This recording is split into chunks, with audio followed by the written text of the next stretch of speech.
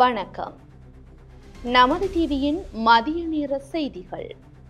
உங்களுடன் இணைந்து கொள்ளும் நான் கேஷிகா வரதராஜா. முதலில் தலைப்புச் செய்திகள்.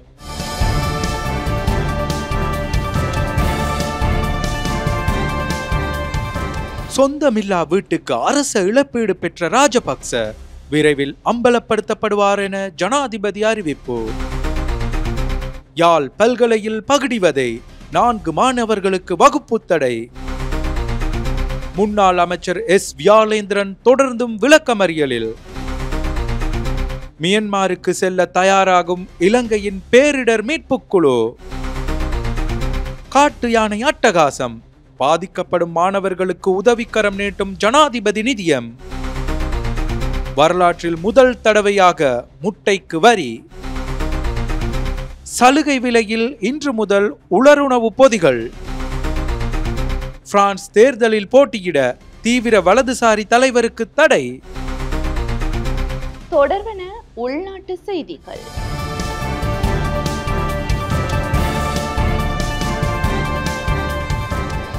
சொந்தமில்லாத வீட்டிற்கு அரச இழப்பீடு பெற்ற ராயபக்ச குடும்பம் தொடர்பான அறிக்கை விரைவில் அம்பலப்படுத்தப்படும் என ஜனாதிபதி அனுரகுமார திசாநாயக்க தெரிவித்துள்ளார். 2022 ஆண்டு மே 9 நடைபெற்ற மக்கள் போராட்டத்தின் போது அளிக்கப்பட்ட மொனராகலை செவனகல பகுதியில் உள்ள வீட்டிற்கு ராயபக்ச ஒருவர் இழப்பீடு பெற்றதாக ஜனாதிபதி அனுரகுமார திசாநாயக்க தெரிவித்துள்ளார்.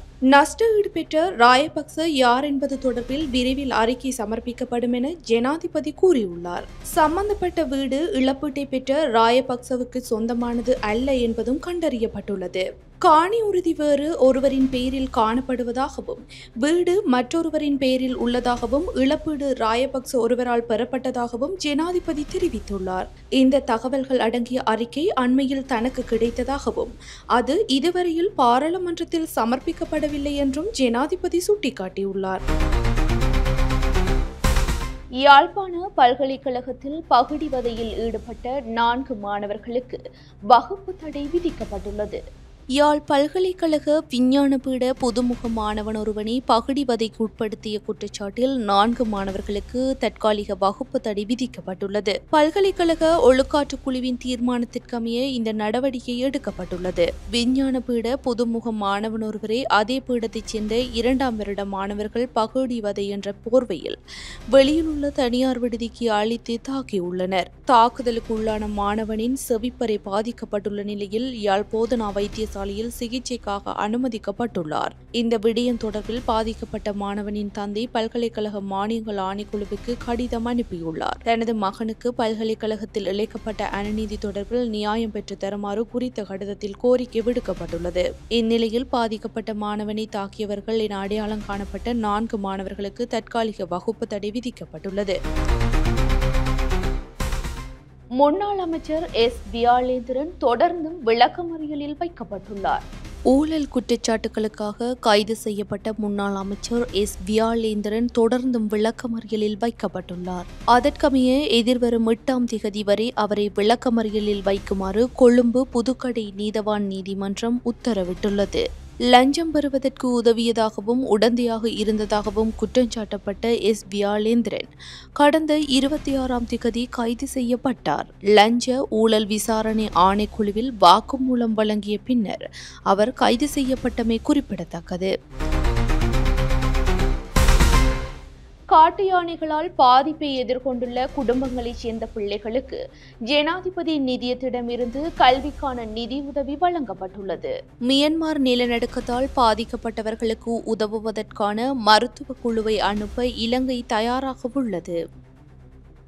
மியன்மார் அரசாங்கம் தேவையான அனுமதியை வழங்கியவுடன் பேரிடர் மீட்பு பணியில் அனுபவம் வாய்ந்த விசேட வைத்தியர்கள், தாதியர்கள் உட்பட மருத்துவ நிபுணர்கள் குழுப்பணியில் ஈடுபட தயாராக இருப்பதாக சுகாதார அமைச்சர் டாக்டர் நலிந்த ஜெயதிச தெரிவித்தார்.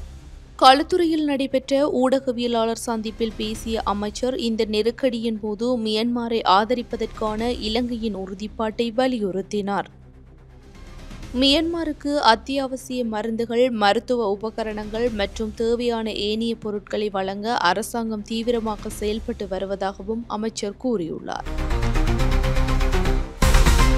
காட்டு யானைகளால் பாதிப்பை எதிர்கொண்டுள்ள குடும்பங்களைச் சேர்ந்த பிள்ளைகளுக்கு ஜனாதிபதி நிதியத்திடமிருந்து கல்விக்கான நிதியுதவி வழங்கப்படவுள்ளது.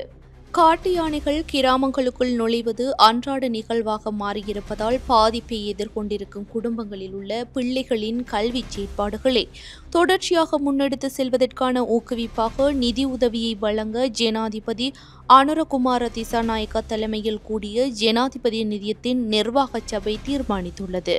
காட்டு யானைகளால் பாதிக்கப்பட்ட காயங்களுக்குள்ளாகியவர்கள் இருக்கின்ற குடும்பங்களுக்கு இதன்போது முன்னுரிமை அளிக்கப்படுவதோடு காட்டு யானைகள் கிராமங்களுக்குள் நுழைவதால் சொத்து சேதங்களை எதிர்கொண்ட குடும்பங்களின் பிள்ளைகளும் இதற்காக விண்ணப்பிக்கலாம். பிரதேச செயலாளரின் மேற்பார்வைக்கு அமைய நிதி உதவிக்கு தகுதியுடைய குடும்பமாக இருக்க வேண்டும் என்பதுடன் 1ஆம் வகுப்பு தொடக்கம் காபோத சாதாரண தரம் அல்லது காபோத உயர்தரம் வரையில் கல்வி பயிலும் பிள்ளைகள் இருக்கின்ற குடும்பமாக இருப்பதும் இந்த நிதி உதவிக்கு தகுதியாக கருதப்படும். 2025 1ஆம் மாதம் 1ஆம் திகதி அல்லது அதற்கு பின்னரான தினங்களில் காட்டு யானைகள் கிராமங்களுக்குள் நுழைந்த காரணத்தினால் பாதிக்கப்பட்ட குடும்பமாக இருக்க வேண்டும். தற்போதும் ஜனாதிபதி நிதியத்தினால் செயற்படுத்தப்படும் காபோத உயர்தர புலமை பரிசு வேலை திட்டத்தின் பயனாளியாக இல்லாதிருப்பதும் தகுதியாக கருதப்படும். இந்த வேலை திட்டத்தின் ஊடாக 1ஆம் வகுப்பு முதல் 11ஆம் வரையில் கல்வி பயிலும் தெரிவு செய்யப்பட்ட பிள்ளை ஒன்றுக்காக 3000 அடிப்படையில் அதிகபட்சமாக 12 மாத காலத்திற்கும் 12 மற்றும் 13 வகுப்புகளில் கல்வி கற்கும் மாணவர்களில் தெரிவு செய்யப்பட்டவர்களுக்கு 5000 அடிப்படையில் அதிகபட்சமாக 12 மாத காலத்திற்கும் இன்று முதல் நிதியுதவி வழங்க எதிர்பார்க்கப்படுகிறது. அதன்படி தமது பிரதேச செயலாளர் பிரிவுகளில் தகுதியை பூர்த்தி செய்த குடும்ப பிள்ளைகளின் தகவல்களை பெற்றுக்கொண்டு தமது தனிப்பட்ட மேற்பார்வை மற்றும் பரிந்துரையுடன் குறித்த விண்ணப்பங்களை தாமதமின்றி ஜனாதிபதி நிதியத்திற்கு அனுப்பி வைக்குமாறு அனைத்து பிரதேச செயலாளர்களுக்கும் அறிவிக்கப்பட்டுள்ளது. வரலாற்றில் முதல் தடவையாக முட்டைக்கு வரி விதிக்கப்பட்டுள்ளது. முட்டை விற்பனையாளர்கள் பெற்றுக்கொள்ளும் வருமானத்திற்கான வரி செலுத்தப்பட வேண்டும் என அரசாங்கம் அறிவித்துள்ளது. அதற்கமைய முட்டை விற்பனைக்கு 18% வரி விதிக்கப்பட்டுள்ளது. வரி விதிக்கப்பட்டுள்ள போதிலும் முட்டை விலை அதிகரிக்கப்படாது என அகில இலங்கை முட்டை உற்பத்தியாளர்கள் சங்கம் அறிவித்துள்ளது. எனினும் முட்டைக்கான வரி விதிக்கப்பட்டமை அநீதியான செயற்பாடு எனவும் இதனால் தமது தொழில்துறை பாதிப்படையும் என சங்கம் வலியுறுத்தியுள்ளது. தற்போது சந்தையில் முட்டை ஒன்றின் விலை 30 ரூபாவாக காணப்படுகின்றது. குறைந்த வருமானம் பெறுவோருக்கான வரிச்சலுகை தொடர்பில் அரசாங்கம் முக்கிய அறிவிப்பை விடுத்துள்ளது. வருடத்திற்கு 1.8 மில்லியனுக்கும் குறைவாக வருமானம் ஈட்டும் தனிநபர்கள் வட்டி அல்லது வைப்பு தொகையிலிருந்து தள்ளுபடிகள் மீது வசூலிக்கப்படும் முன்கூட்டிய வருமான வரியில் இன்று முதல் நிவாரணம் வழங்கப்படும் என உள்நாட்டு இறை வரி திணைக்களம் அறிவித்துள்ளது. இந்த வரி சலுகையை பெற தகுதியுள்ள நபர்கள் தங்கள் வங்கிகள் அல்லது நிதி நிறுவனங்களுக்கு சுய அறிவிப்பை சமர்ப்பிக்க வேண்டும். அதற்கமைய வைப்பு தொகையாளர்களுக்கு செலுத்த வேண்டிய வட்டி மற்றும் தள்ளுபடிகள் மீதான முன்கூட்டிய வருமான வரியில் 10% குறைப்பை அமுல்படுத்த உள்நாட்டு இறைவரி திணைக்களம் நிதி நிறுவனங்களுக்கு அறிவுறுத்தியுள்ளது. எனினும் வருடாந்தம் 1.8 மில்லியனுக்கும் குறைவான வருமானத்தை பெறும் தனிநபர்கள் தங்களின் வருமான ஆவணத்தை சமர்ப்பித்து அறவிடப்பட்ட வரியை மீள பெற்றுக்கொள்ள முடியும். இதேவேளை அரசாங்கம் தனிநபர் வருமான வரி விதிமுறைகளையும் திருத்தியுள்ளது. இன்று முதல் வரி விதிக்கப்படக்கூடிய மாதாந்த வருமான வரம்பு 1 லட்சம் ரூபாவிலிருந்து 1,50,000 ரூபாவாக அதிகரிக்கப்பட்டுள்ளது. உள்நாட்டு வருமான வரி சட்டத்தில் செய்யப்பட்ட திருத்தங்களின் கீழ் வெளிநாடுகளுக்கு வழங்கப்படும் சேவைகளிலிருந்து கிடைக்கும் வருமானத்திற்கு 15% வரி விதிக்கப்பட்டுள்ளது. இதற்கிடையில் குத்தகை மற்றும் வாடகை ஒப்பந்தங்களுக்கான முத்திரை வரியும் திருத்தப்பட்டுள்ளது. 1000 ரூபாய் அல்லது அதன் ஒரு பகுதிக்கு விதிக்கப்பட்ட 10 ரூபாய் வரி கட்டணம் இன்று முதல் 20 ரூபாவாக இரட்டிப்பாக்கப்பட்டுள்ளது. சலுகை விலையில் உலருணவு பொதிகள் விநியோகிக்கும் நடவடிக்கை இன்று முதல் ஆரம்பிக்கப்பட்டுள்ளது. தமிழ் சிங்கள புத்தாண்டை முன்னிட்டு அரசாங்கத்தினால் சலுகை விலையில் வழங்கப்படும் அத்தியாவசிய உணவுப் பொருட்கள் அடங்கிய உலர் உணவு பொதிகள் இன்று முதல் வழங்கப்படுகின்றது. நாடு பூராகவும் உள்ள லங்கா சதோச விற்பனை நிலையங்கள் மற்றும் கோஃபீட் விற்பனை நிலையங்களின் ஊடாக இந்த உலர் உணவு பொதிகளை பெற்றுக்கொள்ளலாம். அதன்படி 5000 ரூபாய் பெறுமதியான அத்தியாவசிய உணவுப் பொருட்கள் அடங்கிய உலருணவு பொதியை 2500 ரூபாவிற்கு வழங்க திட்டமிடப்பட்டுள்ளது. இந்த உலருணவு பொதிகளை இன்று முதல் எதிர்வரும் 13ஆம் தேதி வரை பெற்றுக்கொள்ளலாம் என அரசாங்கம் அண்மையில் அறிவித்திருந்தது.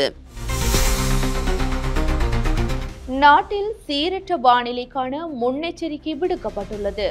இன்று பல மாகாணங்களில் சுமார் 100 மில்லிமீட்டர் வரையான பலத்த மழை பெய்யும் என எதிர்பார்க்கப்படுவதாக வளிமண்டலவியல் திணைக்களம் எதிர்வு கூறியுள்ளது. இன்று முதல் அடுத்த சில நாட்களுக்கு நாட்டின் பெரும்பாலான பகுதிகளில் பிற்பகல் இடியுடன் கூடிய மழை பெய்யக்கூடும் என திணைக்களம் அறிவித்துள்ளது. மத்திய சப்ரகமுவ, மேற்கு, தெற்கு மற்றும் ஊவா மாகாணங்களிலும் குருநகல் மற்றும் பொலனறுவை மாவட்டங்களிலும் சில இடங்களில் சுமார் 100 மில்லிமீட்டர் வரையான கனமழை பெய்யக்கூடும். இடியுடன் கூடிய மழை பெய்யும் போது தற்காலிகமாக பலத்த காற்று மற்றும் மின்னல் தாக்கம் ஏற்படக்கூடும் என அறிவிக்கப்பட்டுள்ளது. இதனால் ஏற்படக்கூடிய சேதங்களை குறைக்க போதுமான முன்னெச்சரிக்கை நடவடிக்கைகளை எடுக்குமாறு பொதுமக்கள் கேட்டுக் கொள்ளப்படுகின்றார்கள். இதேவேளை புத்தளம் முதல் கொழும்பு, காலி, ஹம்பாந்தோட்டை மற்றும் மட்டக்களப்பு ஊடாக திருகோணமலை வரையிலான கரையோர பகுதிகளில் மாலை அல்லது இரவில் மழை அல்லது இடியுடன் கூடிய மழை பெய்யும். தீவை சுற்றியுள்ள கடல் பகுதிகளில் இடியுடன் கூடிய மழை பெய்யும் போது தற்காலிகமாக பலத்த காற்று வீசும். அதன்போது குறித்த கடற்பகுதி மிகவும் கொந்தளிப்பாக இருக்கும் என தெரிவிக்கப்பட்டுள்ளது. முதலாம் தவணையின் 2ஆம் கட்ட பாடசாலை கல்வி நடவடிக்கைகள் இன்று ஆரம்பிக்கப்பட்டுள்ளது.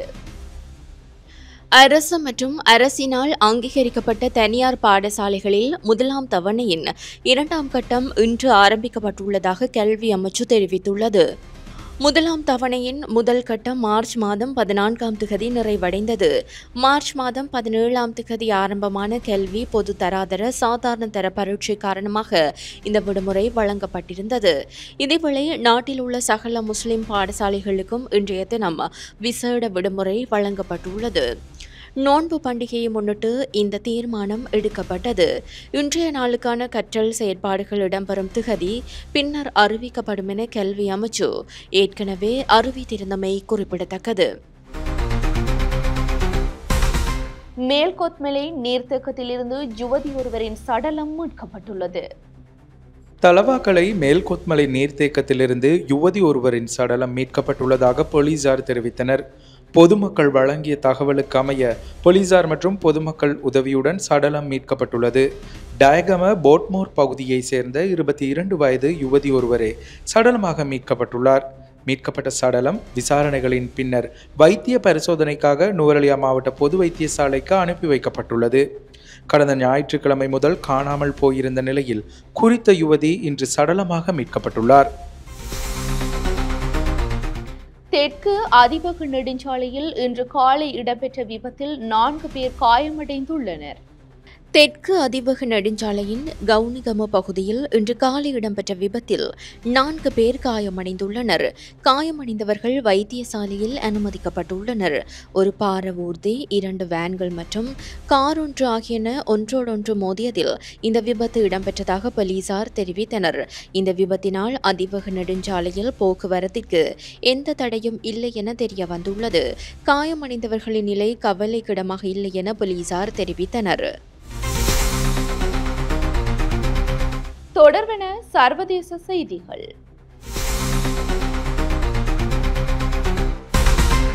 பிரான்ஸ் தேர்தலில் போட்டியிட தீவிர வலதுசாரி தலைவருக்கு தடை விதிக்கப்பட்டுள்ளது. நிதி முறைகேடு வழக்கில் குற்றவாளியாக அறிவிக்கப்பட்டதால் பிரான்சின் தீவிர வலதுசாரி கட்சியான தேசியவாத பேரணி கட்சியின் முக்கிய தலைவர் மரின் லீ பென் தேர்தல்களில் போட்டியிடுவதற்கு தடை விதிக்கப்பட்டுள்ளது. உடனடியாக அமுலுக்கு வரும் இந்த தடையால் அந்த ஜனாதிபதி தேர்தலில் போட்டியிடுவதற்கான வாய்ப்பு பறிக்கப்பட்டுள்ளது. மேலும் பிரான்ஸ் அரசியலில் இந்த தீர்ப்பு மிகப்பெரிய அதிர்வலையை ஏற்படுத்தும் என்று கூறப்படுகின்றது.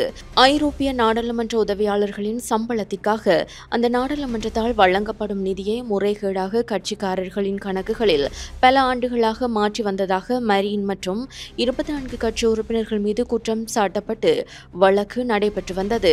இந்த வழக்கின் தீர்ப்பு நீதிபதிகள் நேற்றைய தினம் அறிவித்திருந்தனர். குறித்த தீர்ப்பில் மரீன் மீது சுமத்தப்பட்டுள்ள குற்றச்சாட்டுகள் உறுதி செய்யப்படுவதாகவும் அதன் காரணமாக அவர் தேர்தலில் போட்டியிடுவதற்கு தடை விதிக்கப்படுவதாகவும் நீதிபதிகள் தெரிவித்தனர்.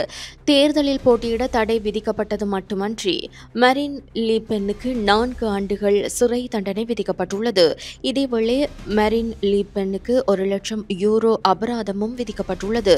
பிரான்ஸ் அரசியலில் அதிர்வலைகளை ஏற்படுத்தியிருக்கும் இந்த தீர்ப்பை தொடர்ந்து மரின் லீபெனுக்கு பல்வேறு தரப்பினரும் ஆதரவு தெரிவித்து வருகின்றமை குறிப்பிடத்தக்கது. தொடர்வன விளையாட்டு செய்திகள்.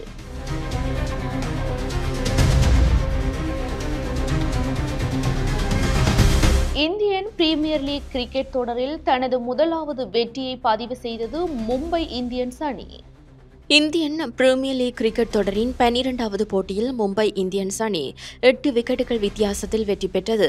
நேற்றைய தினம் நடைபெற்ற குறித்த போட்டியில் மும்பை இந்தியன்ஸ் மற்றும் கொல்கத்தா நைட் ரைடர்ஸ் அணிகள் மோதின. போட்டியின் நாணய சுழற்சியில் வெற்றி பெற்ற மும்பை இந்தியன்ஸ் அணி முதலில் கள்ளத்தடுப்பில் ஈடுபட தீர்மானித்தது. இதன்படி முதலில் துடுப்படுத்த ஆடிய கொல்கத்தா நைட் ரைடர்ஸ் அணி 16.2 ஓவர்கள் நிறைவில் சகல விக்கெட்டுகளையும் இழந்து 116 ஓட்டங்களை பெற்றுக்கொண்டது. இந்த நிலையில் 117 ஓட்டங்கள் எனும் வெற்றி இலக்கை நோக்கி துடுப்படுத்த ஆடிய மும்பை இந்தியன்ஸ் அணி 12.5 ஓவர்கள் நிறைவில் 2 விக்கெட்டுகளை மாத்திரம் இழந்து வெற்றி இலக்கை கடந்தது. இத்துடன் நமது டிவியின் மதிய நேர செய்திகள் நிறைவடைகின்றன. வணக்கம்.